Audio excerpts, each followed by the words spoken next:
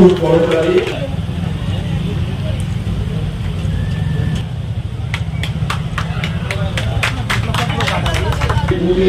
সভাপতি হাফিজুল খান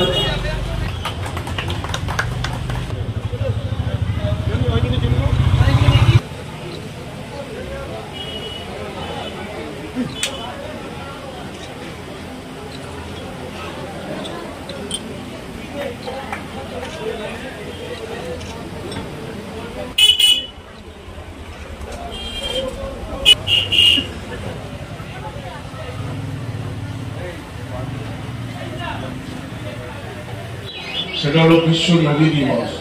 নবীর যে জন্মদিন, সেই জন্মদিনটাকে যাতে বিশ্বের দরবারে শান্তি, মৈত্রী, ঐক্য গড়ে তোলা যায়, সেই দিনটাকেই সারা বিশ্বের মুসলিম সম্প্রদায়ের মানুষ তারা উদযাপন করে থাকেন শান্তির জন্য।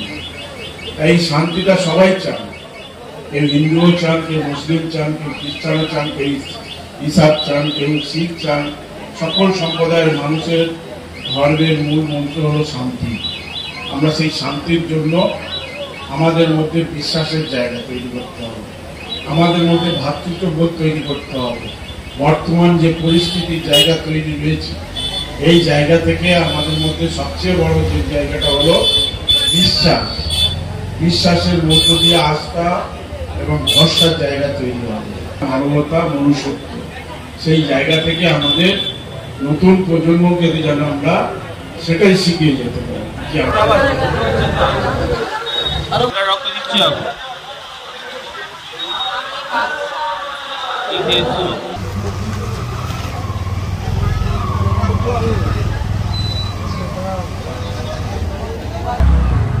যদি প্রথম নাই